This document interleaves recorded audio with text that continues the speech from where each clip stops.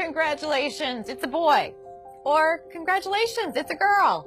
As a pediatrician for nearly 20 years, that's how many of my patient relationships began.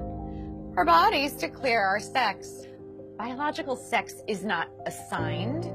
Sex is determined at conception by our DNA, stamped into every cell of our bodies. Human sexuality is binary. Either you have a normal Y chromosome and develop into a male, or you don't, and you will develop into a female. There are at least 6,500 genetic differences between men and women. Hormones and surgery cannot and do not change this. Look, an identity is not biological, it is psychological. Identity has to do with thinking and feeling. Thoughts and feelings are not biologically hardwired. Our thinking and feeling may be factually right or factually wrong. For example, if I walk into my doctor's office today and say, "Hi, I'm Margaret Thatcher," my physician will say I am delusional and give me an antipsychotic. However, if instead I walked in and said, "I am a man," he would say, "Congratulations, you're transgender." If I were to say, "Doctor, I am suicidal. I'm an amputee trapped in a normal body. Please surgically remove my leg," I'll be diagnosed with body identity integrity disorder. But if I walk up to that same doctor and say, "I'm a man, sign me up for a double mastectomy," my physician will. See, according to most mainstream medical organizations, if you want to cut off a healthy arm or a healthy leg, you're mentally ill. But if you want to cut off healthy breasts or a penis, you're transgender.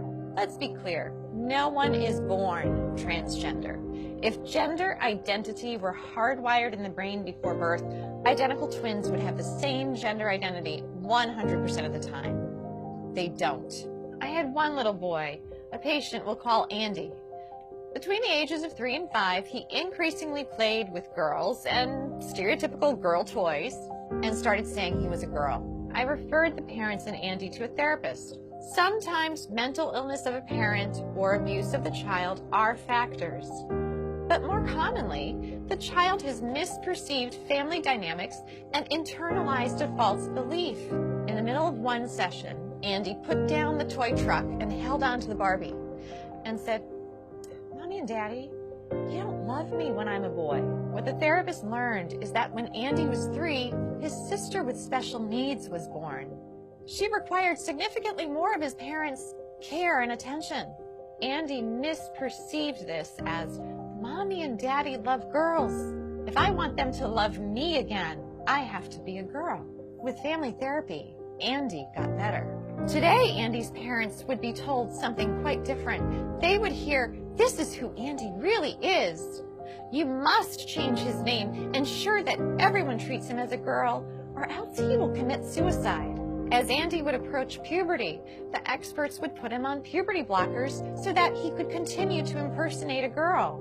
Experts assure us it doesn't matter that we've never tested puberty blockers in biologically normal children. It doesn't matter that when blockers are used to treat prostate cancer in men and gynecologic problems in women, that they cause problems with memory. We don't need testing. No, we need to arrest his physical development now, or he'll commit suicide. But this is not true. Instead, when supported in their biological sex through natural puberty, the vast majority of gender-confused children get better. Yet, we are chemically castrating gender-confused children with puberty blockers. Then, we permanently sterilize many of them by adding cross-sex hormones. Cross-sex hormones are estrogen and testosterone. Those put young children at risk for heart disease, strokes, diabetes, cancers, and even the very emotional problems the experts claim to be preventing.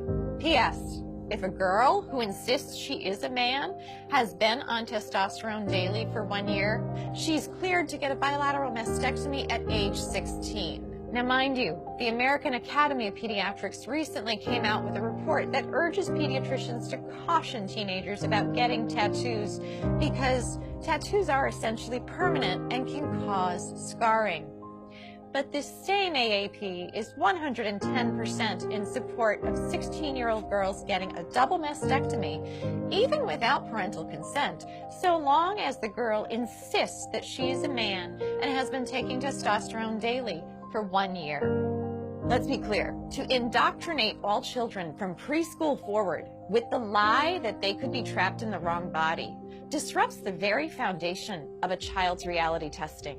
If a child can't trust the reality of their physical bodies, who or what can they trust? Transgender ideology in schools is psychological abuse that often leads to chemical castration, sterilization, and surgical mutilation. If that's not child abuse, ladies and gentlemen, what is?